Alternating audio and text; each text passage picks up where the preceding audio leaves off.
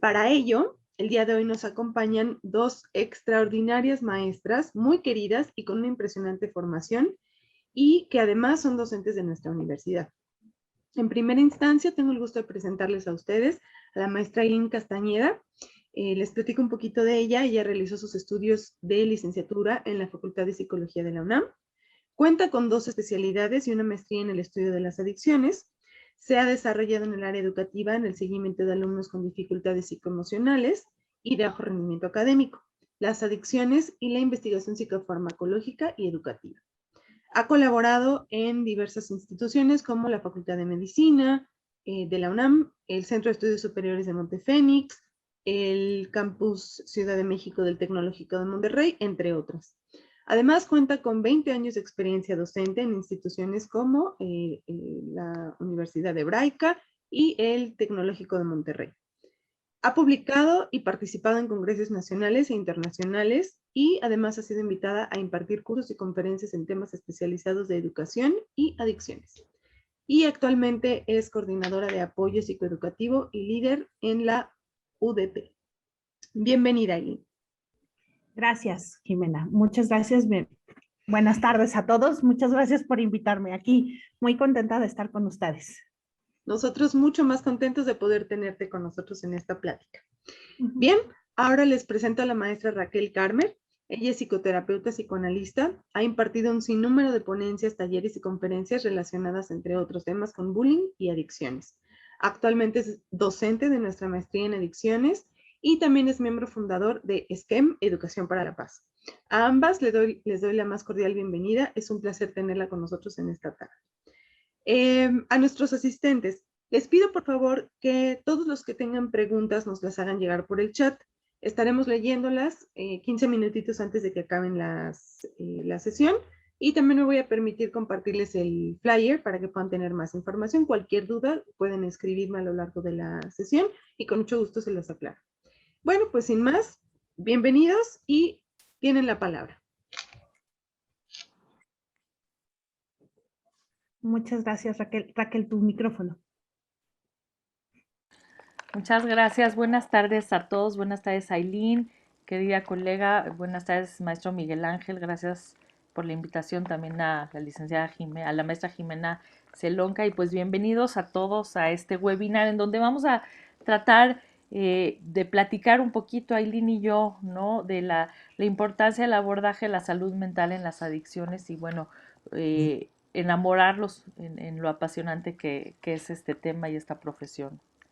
Y pues, Ailín, no sé si tú quieras comenzar o me voy. Sí, como tú gustes. Yo ahí voy. Ok. Si quieres, comienza tú con la parte más psicológica y yo termino con la parte más biológica y farmacológica, que es que tú sabes que me encanta. ¿Qué es lo tuyo? Pues muy bien, platicarles que he sabido que la salud mental y las adicciones tienen una interacción, ¿no? Con distintos fenómenos, ya sea en lo biológico, en lo social y en lo cultural, y que esto provoca cambios en las diferentes esferas e impactan de diferentes maneras en las áreas de las personas, ¿no? Sabemos que la adicción es un problema multidimensional, que afecta, pues como decía yo, a todas las áreas de la vida de una persona y lo que implica que en los sujetos con abuso de sustancias se vuelvan un grupo de una particular, digamos, dificultad en el manejo clínico, ya que también pueden llevar consigo situaciones emocionales, ¿no? A esto le llamamos que pueden haber comorbilidades, es decir, la existencia de otras situaciones, ¿no? De otras situaciones psicopatológicas, ¿no? Y entonces es importante atender las características personales en estas áreas y de cada individuo. Y esto es de gran importancia justamente para el abordaje tanto emocional como para el abordaje eficaz de la parte de la dependencia o de las adicciones.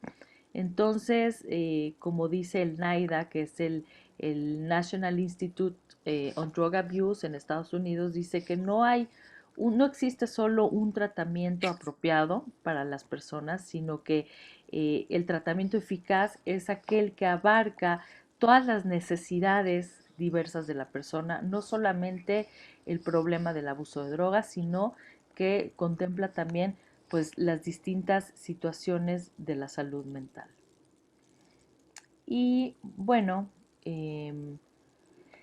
se ha visto que en España han hecho diferentes estudios y han visto que es muy común en el consumo de sustancias o en adicciones, pues el trastorno de personalidad, ¿no? Entonces, parte de los problemas que acompañan al consumo de sustancias tiene que ver con patrones disfuncionales de una conducta que se ha mantenido en el tiempo y con cierta estabilidad y que esto determina la persistencia de ciertas conductas adictivas. Entonces se ha visto que sí hay una gran relación entre el consumo de drogas y situaciones emocionales, ¿no? Y es de gran importancia estos estudios porque van relacionando ciertos perfiles de personalidad con ciertas conductas adictivas y con el consumo de ciertas sustancias. Entonces es importante saber que algunos estudios apuntan que la presencia repercute significativamente en el diagnóstico, en la intervención terapéutica y en el pronóstico. Es decir, que va a ser bien importante atender no solo el consumo de X sustancia, sino también la cuestión de la salud mental para que en ambos sentidos sea un tratamiento que sí realmente pueda tener avances y éxito. Algunas de las consecuencias de la presencia de trastornos de personalidad en sujetos con adicción, de no abordarse un tratamiento adecuado, pues obviamente tiene que ver con la dificultad para alcanzar en cierto grado un mejor manejo o llegar inclusive a la abstinencia, lo cual llevaría también a frecuentes recaídas, obviamente a que haya una baja adherencia al tratamiento y por supuesto mucha frustración por parte tanto del paciente como del terapeuta y al abandono o a la interrupción del tratamiento. Los consumos pueden incrementar o inclusive trasladarse a diferentes sustancias de la que inicialmente alguien pudo haber buscado un tratamiento y también el no tratar la situación de salud mental puede también incrementar un uso abusivo y erróneo de psicofármacos y un deterioro obviamente de la relación paciente y terapeuta y pues el deterioro eh, agravado de la persona. Entonces, bueno, eh, se ha visto que los trastornos más frecuentes que suelen presentarse en cuanto a trastornos de la personalidad son, digamos, los trastornos que tienen que ver con el trastorno límite de la personalidad y el antisocial. En segundo lugar, se ha visto, esto es un poco para relacionar cómo los trastornos adictivos tienen que ver con situaciones de salud mental. En segundo lugar se encuentran los trastornos por evitación, los trastornos pasivo-agresivos y las cuestiones obsesivo-compulsivas. Y en tercer lugar se destaca lo esquizoide. Se ha visto también que en población alcohólica, de pacientes alcohólicos es más prevalente los patrones de personalidad histriónico, narcisista y antisocial, y que pertenecen justamente al clúster B. Algunos resultados similares a los de población consumidora de cocaína en tratamiento se ha visto que hay mayor prevalencia para el patrón de personalidad pasivo-agresiva, antisocial y narcisista. Y también en pacientes en adicción en una comunidad terapéutica se ha visto que hay mayor prevalencia en el trastorno antisocial, seguido por el trastorno pasivo-agresivo y posteriormente el trastorno narcisista de la personalidad. Entonces, bueno, esto de alguna manera nos habla y nos confirma que no podemos decir a lo mejor qué fue primero y qué fue después, pero sí podemos decir que hay una relación y que es importante atender la salud mental cuando vemos a algún paciente con alguna situación de consumo adictivo. Todas las drogas sabemos que pueden tener algún efecto sobre la salud mental y pueden desencadenar un trastorno mental o agravar un trastorno que ya quizás ha sido o es preexistente. Con frecuencia están asociados a trastornos, como decíamos, afectivos también, no solo de personalidad, sino afectivos que tienen que ver con depresión y ansiedad. Y en casos más graves también tiene que ver con trastornos psicóticos. Sin embargo, los efectos pues son variables según cada droga. Sabemos o se ha visto que el alcohol tiene un efecto directo que desinhibe, siendo que es un depresor del sistema nervioso central y muchas veces se suele usarse como sedante o anestésico de estas emociones justamente que no se han podido tramitar. Y sabemos que tiene, como lo mencionaba, como estos efectos que bajan el sistema nervioso central, nuestras reacciones, nuestros movimientos, ¿no? Pero también se sabe que si previo hay un cuadro depresivo, lo que va a hacer el consumo de alcohol es que lo va a acrecentar, lo va a agravar, y si no, muchas veces puede inclusive desencadenarlo. Por ejemplo, la cannabis se sabe que, bueno, muchos estudios muestran que hay una gran relación entre trastornos mentales que tienen que ver con la psicosis y el consumo de cannabis.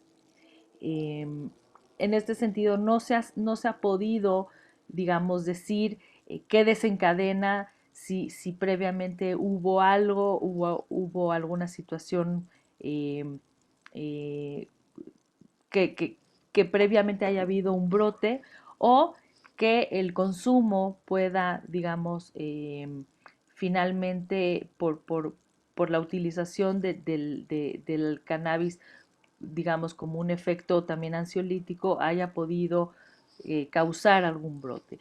Pero se ha visto que definitivamente existe cierta relación. La cocaína, por ejemplo, sabemos que es un estimulante y que genera una adicción bastante rápida. Entonces, incidir en este consumo y mantener la abstinencia suele ser complicado y se relaciona a problemas que tienen que ver también con cuadros de ansiedad o con cuadros de depresión. Sabemos que como es un estimulante, muchas veces algunos usuarios la utilizan justamente para contrarrestar, digamos, cuadros o efectos depresivos, ¿no? Y el tipo de droga, la forma y la regularidad del consumo va a influir en la afectación de la salud mental. No es lo mismo un consumo de un fin de semana asociado a alcohol y fiestas que un consumo diario, habitual, eh, y que se usa como un método de evasión, ¿sí? Justamente asociado a estas emociones que muchas veces no queremos enfrentar o no queremos sentir, ¿no?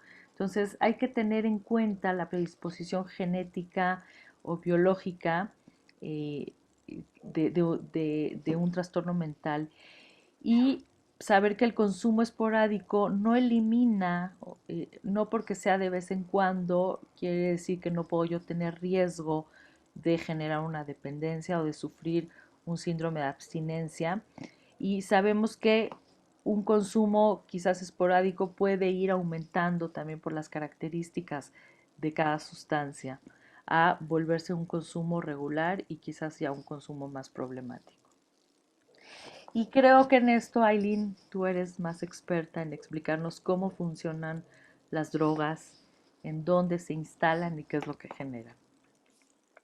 Ok, en este diplomado no solamente hablaremos de las drogas, es más, en lo que estamos hablando en esta salud mental es la comprensión que se debe de tener del sistema nervioso central como una pieza clave para la comprensión del fenómeno adictivo, pero de cualquier fenómeno de trastorno mental, ¿no?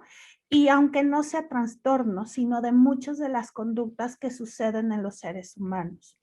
En este sentido, todos los cambios que existen dentro, desde las estructuras hasta la comunicación neuronal, los químicos, los neurotransmisores que hay dentro del sistema nervioso central, van a modificar lo que nosotros como profesionales vamos a observar en la conducta, en los pensamientos, en lo que habla y en lo que hace la persona consumidora de drogas y las no consumidoras de drogas, porque muchas veces ni siquiera son consumidoras, pero la comprensión tiene que ir muchísimo más allá. Entonces, en este sentido, en esta parte mucho más neurobiológica, no solamente es entender el sistema nervioso central, una repasada de este sistema nervioso central, pero ¿qué sucede en este sistema nervioso central en la depresión? Raquel hablaba de la parte de esta comorbilidad que sucede en la depresión y con el consumo de sustancias, o en la ansiedad y en el consumo de sustancias. ¿Qué sucede en el cerebro? Que vemos estos síntomas.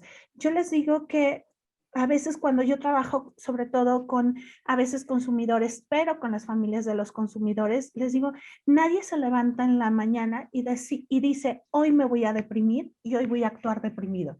Regularmente la gente deprimida o ansiosa todos los días está luchando porque eso no suceda. Ellos saben que eso no debería de suceder, y también en el psicótico tiene estos momentos de realidad y dicen, sé que estoy mal, pero es algo que no lo puedo detener.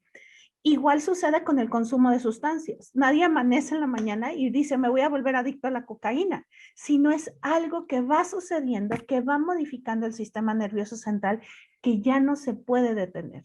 Igual sucede con la depresión y sucede con la ansiedad, porque biológicamente existen cambios importantes que el sujeto, ni con toda la fuerza del mundo, ni con toda la ayuda divina del mundo, va a cambiar, porque algo está sucediendo internamente en su cerebro que no le permite hacer estos cambios.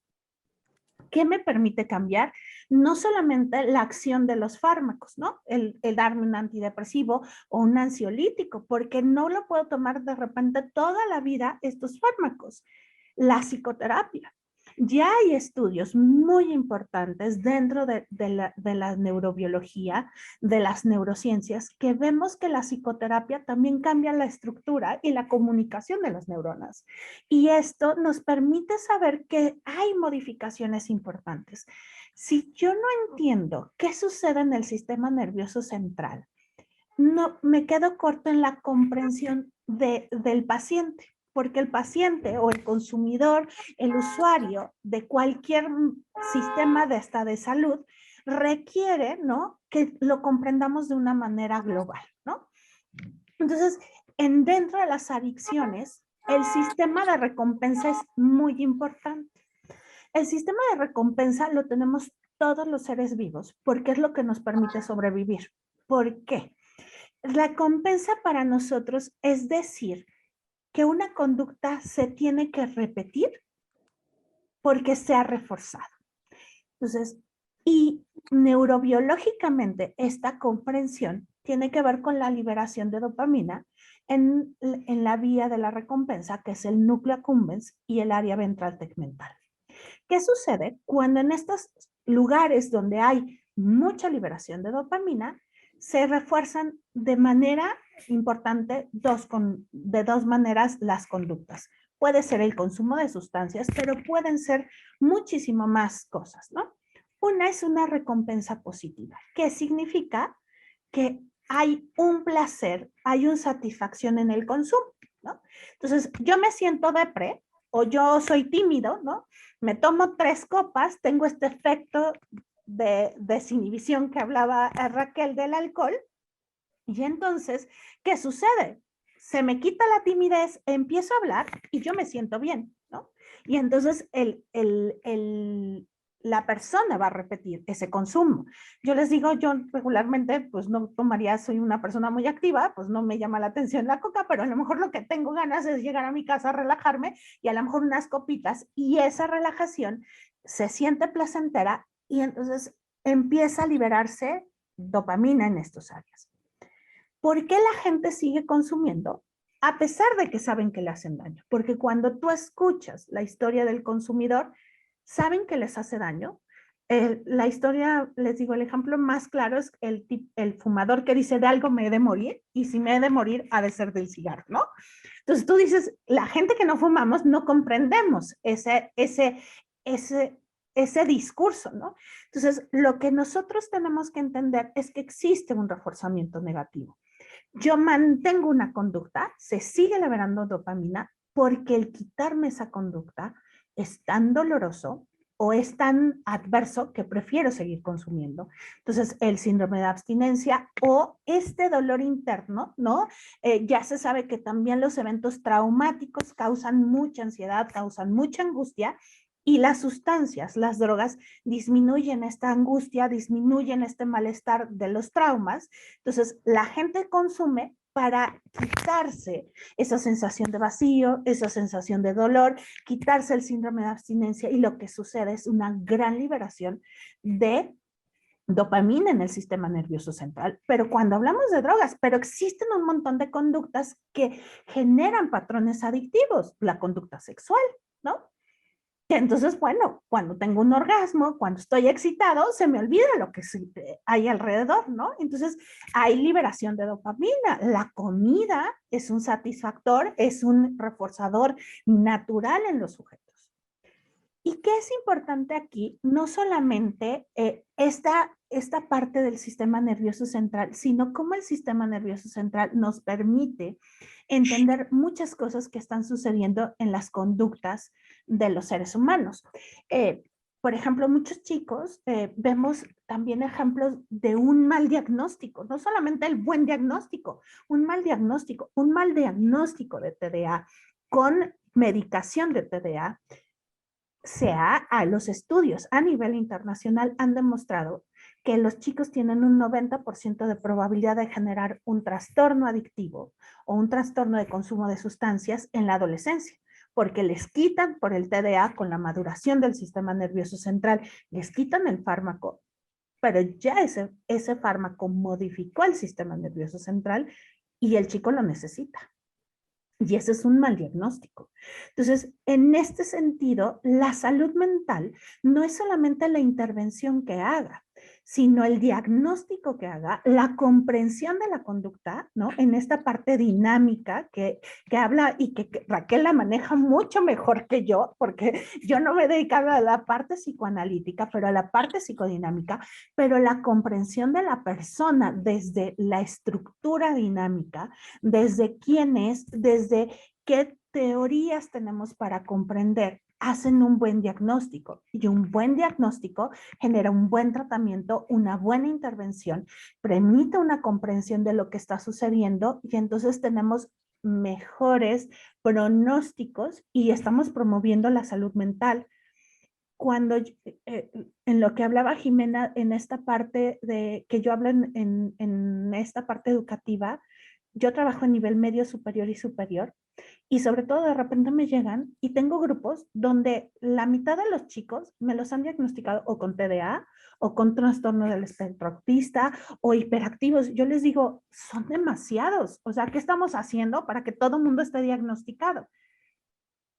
¿Qué significa? Que estamos haciendo malos diagnósticos o que no estamos haciendo estos patrones de crianza, y viene la prevención, que también es bien importante en la salud mental, la prevención. ¿Qué vamos a hacer antes, no?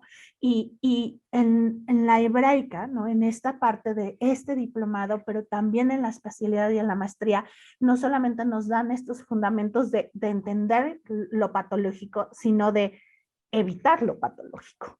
¿Qué estamos haciendo antes, no? En los patrones de crianza, con las personas, para algo que ya sabemos, retrasar los primeros consumos. no vamos a eliminar las drogas de la vida. Las drogas van a seguir ahí. Y si yo les dijera cuántas drogas hay en su casa, de verdad se asustan, porque cuando doy la clase les digo, vayan y cuentan las drogas que existen, porque hasta el té puede ser una droga. Entonces, ¿qué hacemos para empezar a prevenir y fomentar la salud mental? Y ahí es la clave, ¿no? De esta profesionalización y empezamos con este diplomado, con esta profesionalización, empezar a entender para que cuando se siga avanzando, se puedan tener las herramientas que desde donde cada uno elija como profesional trabajar, pueda comprender. No importa si es desde la prevención, desde el trabajo social, desde la administración de un centro, ¿no? La parte administrativa, la comprensión de la persona es tan importante como toda esta parte. No sé, Raquel, si tienes de seguro un poquito más y si no, yo te interrumpo y sigo. Sí, pues básicamente como tú decías, el diplomado justamente lo que ofrece es poder ver desde un punto, estudiar desde un punto más integral eh, lo complejo que es la salud mental y en relación a las adicciones, ¿no? Y entonces tú ya empezabas a hablar un poquito de lo que este diplomado ofrece, pero básicamente ofrece la importancia del estudio de la salud mental en el conocer el contexto actual de cómo estamos en cuestiones de salud mental y conocer también las diferentes teorías de la personalidad desde las cuales se puede mirar al ser humano y entender al ser humano. Sabemos que teorías hay muchas, sabemos que terapias hay muchas y como decía yo anteriormente, no hay una que es la verdad, sino que nos podemos complementar desde diferentes técnicas y teorías y que cada caso es un caso en particular y que muchos estudios nos revelan, estudios científicos, estudios psicoanalíticos, autores, nos revelan como mucha información y que esa información, como yo le digo a los alumnos, hay que irla entretejiendo y hacer un suéter para cada quien, un tejido para cada quien. Es un caso por caso, pero que es importante sí desarrollarnos y estudiar eh, estos temas, ¿no? Otro de los temas bueno, tú ya empezaste como a dejarnos picados es la neurofisiología del sistema nervioso central. Es importantísimo entender que estas son, hablar de adicciones y de salud mental tiene que ver con la parte fisiológica, la parte biológica, pero también tiene que ver con la parte emocional, pero también tiene que ver con la parte social, ¿sí? Entonces es todo este entretejido de temas y de situaciones importantes. También se habla, por supuesto, de la ética en la clínica y desde la cuestión psicodinámica. A mí lo que me encanta, y yo soy exalumna también de la universidad, entonces a mí lo que me llamó mucho la atención es cómo hacen este match o este encuentro entre la teoría psicodinámica con los trastornos adictivos y creo que eso es un plus que no se encuentra en casi ninguna institución esta combinación, ¿no? De ver desde un enfoque psicodinámico a las adicciones, ¿no? Entonces, en este diplomado también se verá los diferentes modelos de psicología clínica, cómo se constituye el aparato psíquico, técnicas de entrevista psicodinámica, vamos a hablar de psicopatología psicodinámica, no solo desde la parte psiquiátrica como tal, sino desde la teoría psicodinámica y un poco de la historia del consumo de las drogas, ¿no? Y esto como un principio, ¿no? Eh, bueno, saber que otra vez, ¿no? La mirada, los lentes con los que uno se ponga para estudiar las adicciones pueden ser muchos lentes y entre más lentes y enfoques tengamos, pues va a ser mucho más rica nuestra práctica en general con los pacientes, ¿no?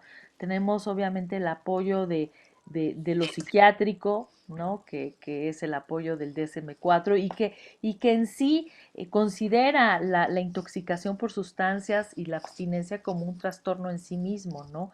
Eh, eh, y que está caracterizado por una alteración clínica significativa del estado cognitivo, de la regulación emocional, del comportamiento y que esto va a reflejar una disfunción de los procesos tanto psicológicos, que es un poco lo que ya decía, biológicos o del desarrollo que subyace en la función mental. Y bueno, a mí se me hacía muy interesante incluir, eh, pues ahora sí, el ejemplo que tuvimos y que estamos teniendo con la pandemia, ¿no? Como para aterrizar que sí existe de veras una correlación entre la situación emocional y los trastornos adictivos, ¿no? Sin duda la pandemia y el confinamiento agudizaron nuestras propias situaciones, la de cada quien, y las consecuencias en cuanto a la salud mental fueron grandes, ¿no? Afectando actividades familiares, de pareja, laborales, sociales y dando muestra de la relevancia de la atención a la salud mental, ¿no?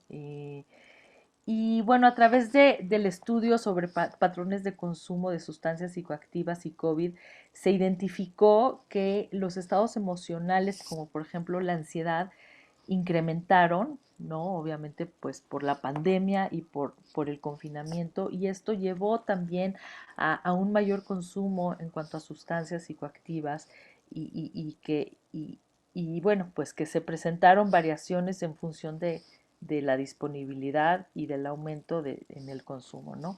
Entonces, la evidencia científica nos muestra que la interacción de diversos factores de protección y de riesgo en diferentes contextos, como el personal, el familiar, el social, ¿sí? Tienen una influencia en el entorno físico y socioeconómico y pueden hacer que una persona vulnerable al consumo de sustancias psicoactivas puedan desarrollar trastornos relacionados a su uso. Entonces es muy importante poder trabajar no solo en la parte ya de un tratamiento, sino también trabajar en la parte de prevención, ¿no? Porque si no estamos como apagando bomberazos y no atendiendo, como decía Aileen, tenemos que hablar de muchos temas que tienen que ver con la crianza inclusive.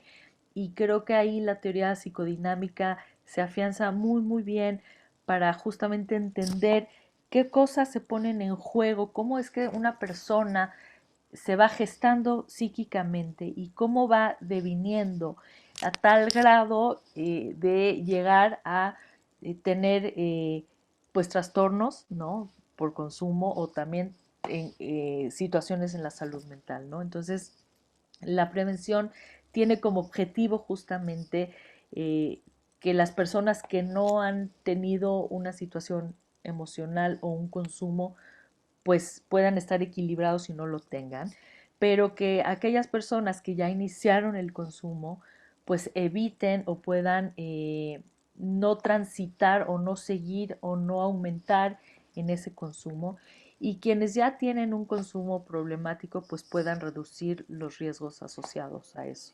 No sé, Aileen. Sí, aquí yo quería agregar un poquito.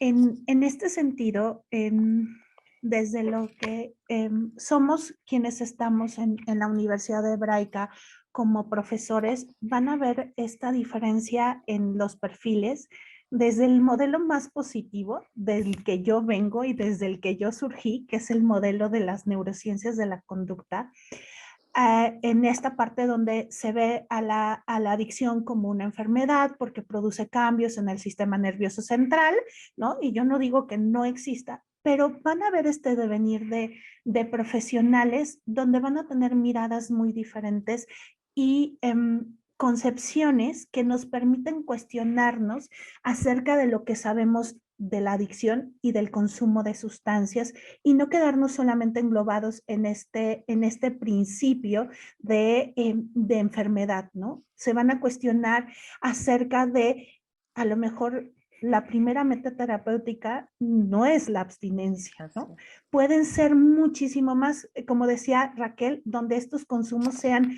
mucho menos peligrosos, la comprensión de otros fenómenos. Muchos a lo mejor han leído que el psicoanálisis no funciona en las adicciones. Creo que no es cierto.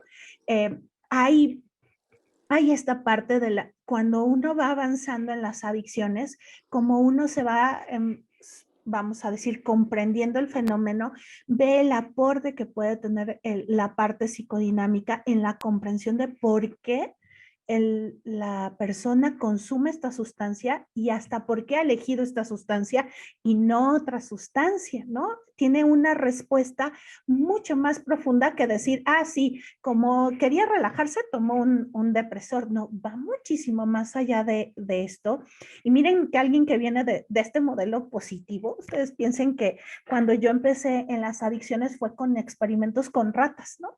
Y veía el cerebro y veía los receptores y cómo les puedo decir que el camino que he recorrido como especialista y luego como maestra en adicciones, lo que ha sido es irme nutriendo de todos estos enfoques, de todos estos profesionales que me han permitido tener una visión mucho más integral de la persona.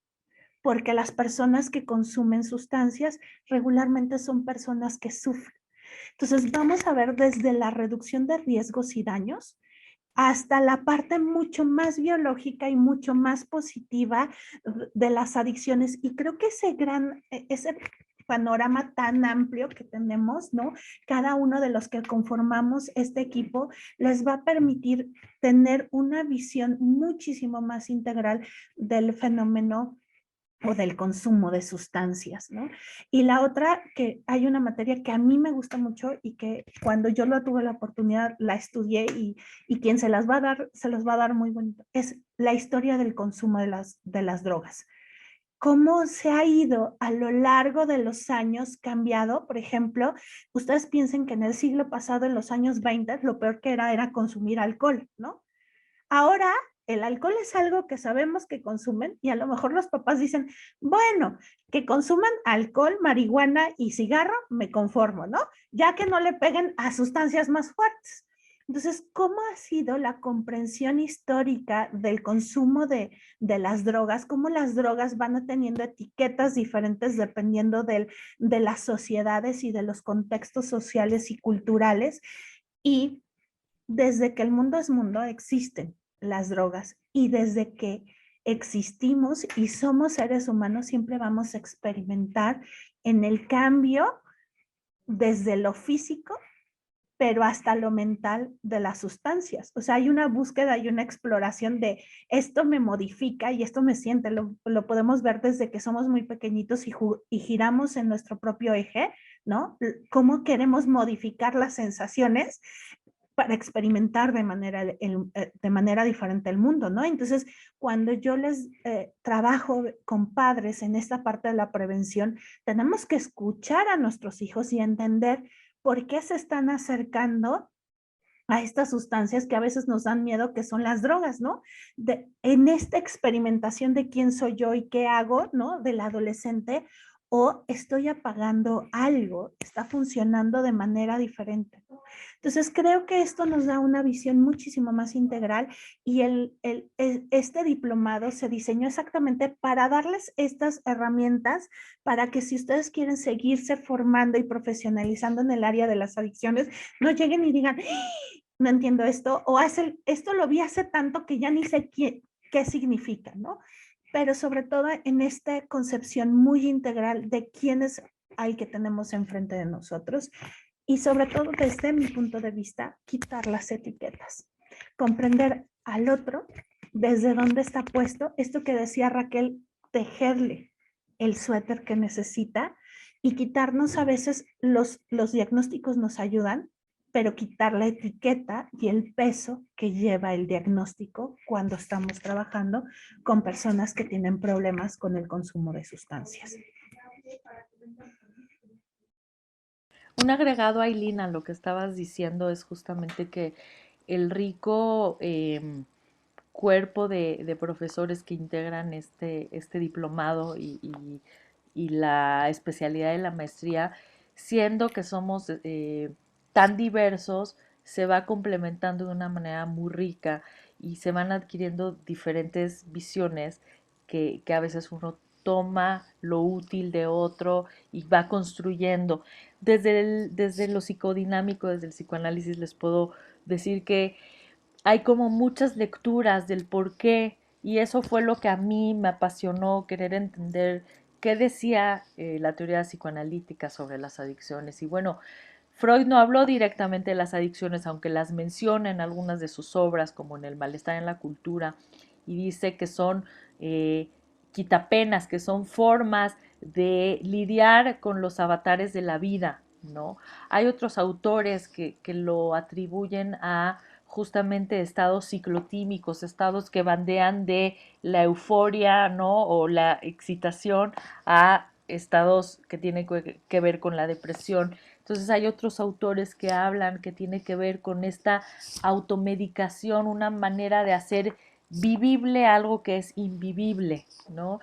Y así diferentes, digamos, lecturas. Hay otros autores que lo relacionan con la dificultad de separarse, hacer duelos y que tiene que ver con las primeras separaciones y duelos y las primeras relaciones, pues las relaciones primarias, sobre todo con la madre. Entonces, por eso creo que todo va ligado, porque si hablamos tanto de tratamiento, tenemos que entender un poco esta mirada y desde qué puede significar, digamos, un consumo adictivo o una actividad patológica de esta índole para una persona. Entonces, como decía Aileen, no podemos etiquetar, pero con estos, digamos, claves que ya autores nos dan, podemos ir escuchando lo que nuestros pacientes nos relatan e ir viendo qué de esa teoría que yo aprendo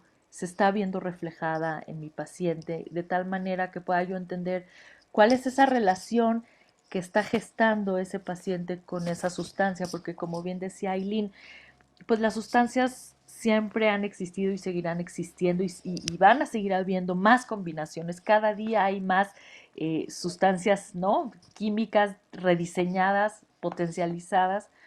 Y lo importante es entender cuál es esa, por qué se gesta esa relación. Sabemos que las sustancias tienen este efecto fármaco en donde una misma sustancia te puede curar, pero esa misma sustancia, dependiendo la relación que se gesta y el uso que se le da y la cantidad, nos puede matar. Y entonces todos estos temas son los temas que abordamos tanto en el diplomado como en la especialidad y como en la maestría, que a mí se me hacen apasionantes, ¿no?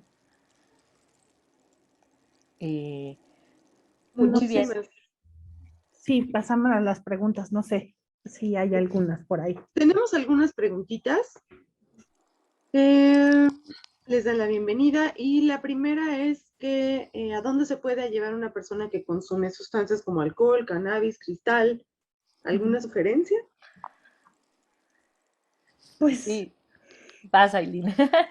pues miren, existen desde los centros públicos hasta los centros privados, ¿no? En este sentido, bueno, para jóvenes existe un tratamiento muy trabajado que son los CIJs, existen los CAPAs, ¿no?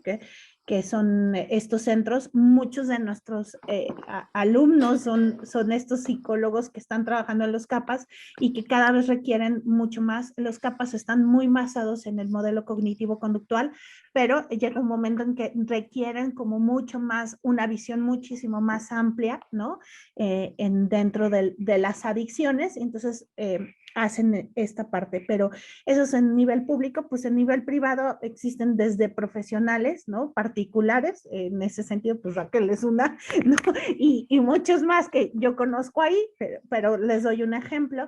Y existen pues clínicas privadas que van desde lo más barato a lo más caro. Dentro de la Ciudad de México existen unas clínicas que están certificadas por el Instituto de Atención para las Adicciones, el IAPA, y esas son las que podrían, vamos a decir, mínimo han tenido la visita de alguien y diga que tienen los elementos mínimos para poder tener un tratamiento. Pero es muy complicado, yo les digo, elegir un tratamiento es muy, muy complicado porque tenemos que tener un profesional en adicciones. Eso es lo único que les pido, ¿no? O sea, y les recomiendo que si van les recomiendan un psicólogo, un psiquiatra, pregúntenle si tiene una especialidad, un trabajo con el paciente, pero no solamente el trabajo, sino una formación, porque ahí es donde vienen de repente muchos problemas que yo creo que Raquel aquí me puede complementar, que de verdad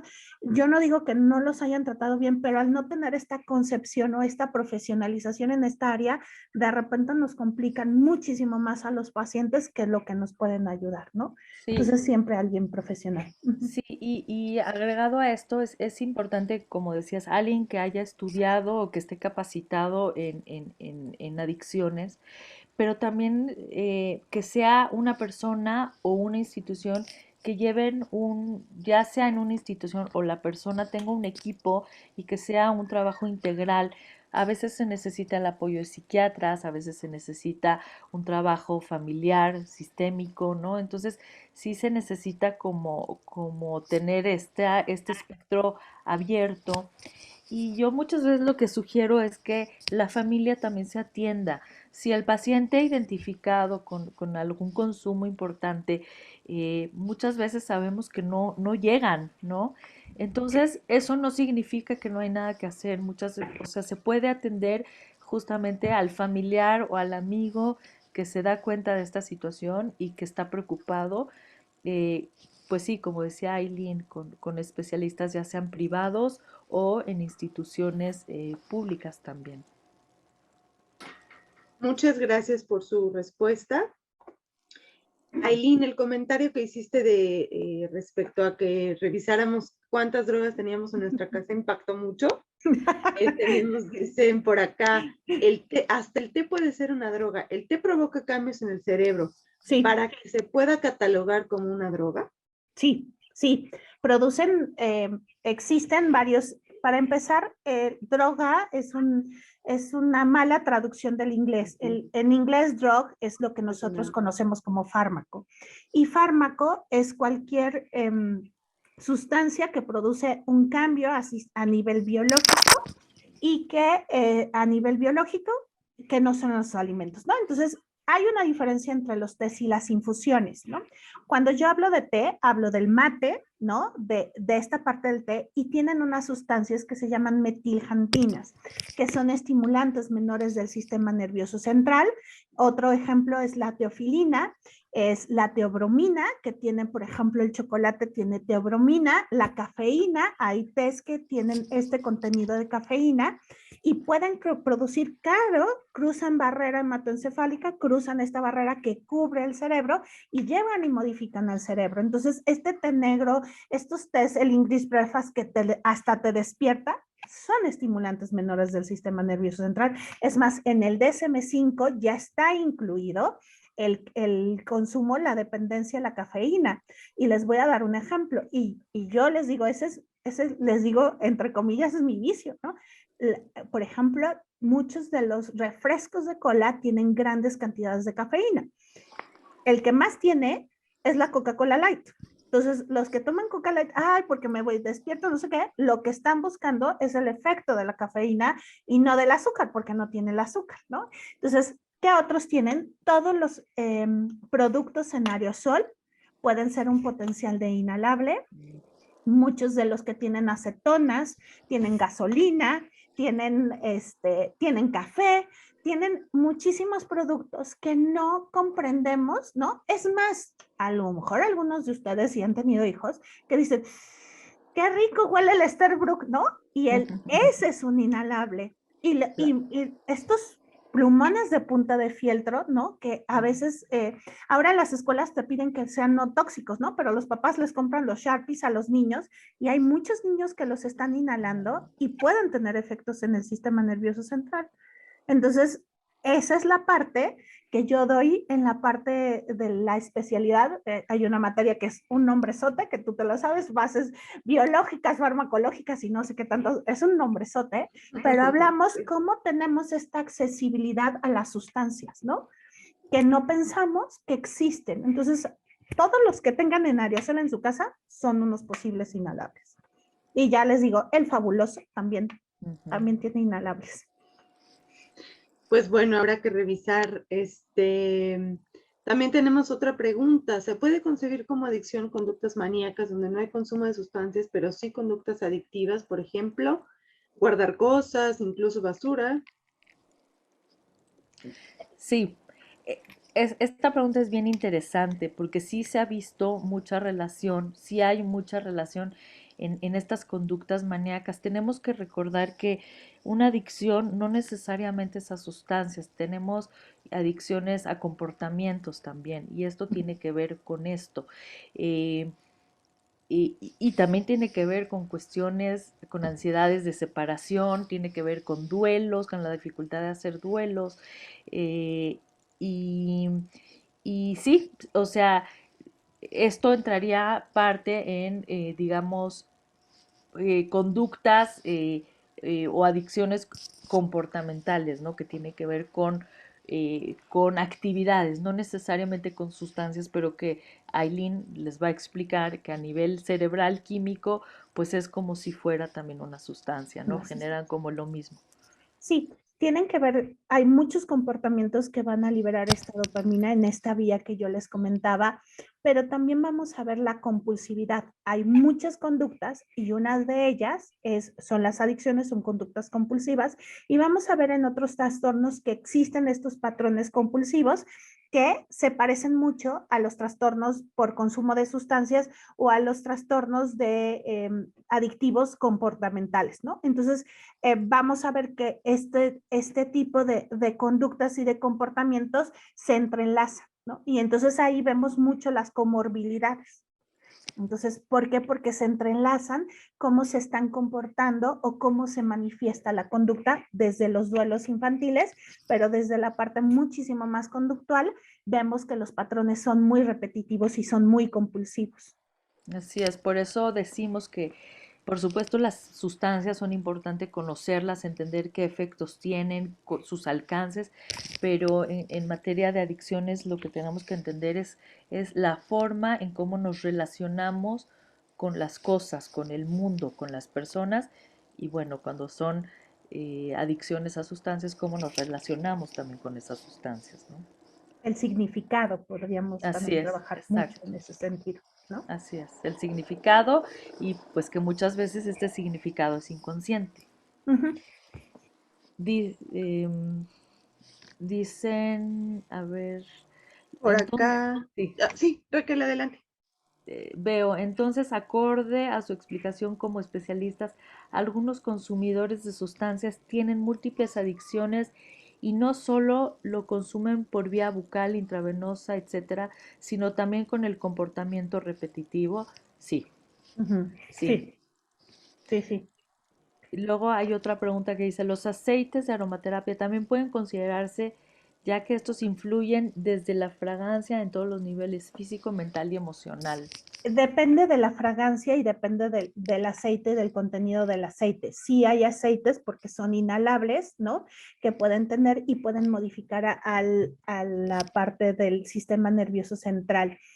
Estas son terapias que nosotros le llamamos que pueden ser como coadyuvantes, ¿no? A muchas cosas, pero tenemos que trabajar mucho en esto que nosotros hablábamos, ¿no? En la relación del comportamiento, en el significado del comportamiento y en la relación y en el significado que tiene la sustancia sobre el individuo, ¿no? Entonces, por ejemplo, las famosas sales de baño, que es otro tipo de sustancia que se ha visto que tiene un comportamiento adictivo. Entonces, tiene que ver con vamos a decir, con el componente químico, y entonces va mucho más allá. Por ejemplo, otros ejemplos son la medicina homeopática. Yo no estoy en contra de ella, pero hay que saber qué se está dando, o sea, qué hay adentro de esa medicina homeopática, sobre todo cuando se dan tratamientos para bajar de peso, se ha visto que pueden tener ciertos componentes que en la transformación en el cuerpo producen sustancias parecidas a las anfetaminas, ¿no? Entonces, ahí es donde hay que trabajar y por eso les digo, vayan con un especialista, ¿no? Vayan porque es el único que va a ir comprendiendo todas estas aristas para poder dar un tratamiento mucho más integral y mucho más especializado a su paciente. Y tener como una mejor detección, ¿no? Muchas veces, como decíamos, las sustancias se utilizan como automedicación erróneamente para tapar o para manejar o controlar situaciones ya quizás preexistentes. Entonces uno que no conoce, uno que no sabe, no tiene este tino de entender, ¿no? ¿Por qué y de dónde viene? Y creo que es importante para con los pacientes. Y sobre todo con un profesional se empieza a entretejer lo que tú decías, ¿no? Con otros especialistas, ¿no? Por ejemplo, yo tengo amigos o compañeros que trabajan en esto y me dicen, oye, Aileen, pasa esto, y yo les explico desde lo neurobiológico y de repente cuando yo necesito trabajar más lo dinámico, lo, lo, lo trabajo con mis compañeros, o sea, no te quedas solo y además en la especialidad y en la maestría llevan supervisión y creo que eso también es una parte de la formación muy importante. Claro, la parte de la supervisión se nos pasaba, pero es vital, ¿no? Uno aprende con la teoría, con sus clases, pero también uno aprende viendo pacientes y qué mejor que tener un grupo que se conforma por el profesor que lo dirige, pero por todos los compañeros que también vienen, muchos ya tienen cierto entrenamiento laboral, ¿no? Entonces se vuelve algo muy rico estas sesiones de supervisión en donde se presentan casos y se comentan y pues uno va también adquiriendo más expertise en la materia, ¿no? Y nos ponen, bueno, ya la hice yo también de este moderador, pero dice María del Carmen Galagarra, muchas gracias Raquel y Aileen, muy buena información. Aileen, me encantaron tus ejemplos e información de las sustancias que tenemos en casa, muy valioso. Muchas gracias por la invitación a la Universidad Hebraica. Pues bueno, yo también les agradezco mucho a todos la asistencia. Les acabo de compartir, bueno, hace un ratito les compartí el flyer donde viene toda la información de la sesión y todo lo que van a poder aprender dentro del diplomado. Recuerden que iniciamos el 6 de enero, se van a llevar a cabo todas las clases a partir del 6 de enero hasta el 30 de junio. Van a ser 2 clases cada jueves. Si tienen alguna duda o alguna información que requieran extra para que puedan inscribirse, abajo vienen los teléfonos, pero también pueden comunicarse a la universidad y con mucho gusto yo puedo también orientarlos y explicarles cualquier duda.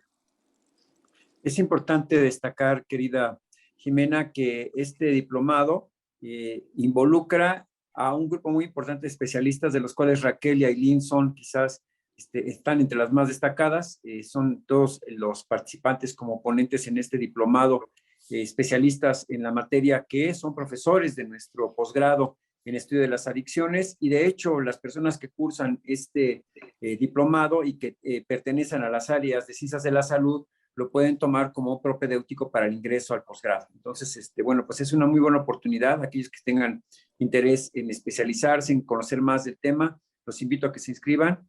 Le agradezco muchísimo a Raquel y a Aileen su valiosísima información. Yo también me quedé sorprendido con el tema de los Sharpies en casa y entendí ahora por qué a mi hijo le gusta tanto estar trabajando con los Sharpies famosos. Es que se voy a hacer una revisión muy exhaustiva en casa. Gracias, Aileen. Y Raquel, No, muchas gracias por ayudarnos a entender todos estos gatillos de nuestra conducta que nos llevan, infortunadamente, a muchos a incurrir en el tema de las adicciones. Gracias a todos ustedes por su tiempo, por su interés.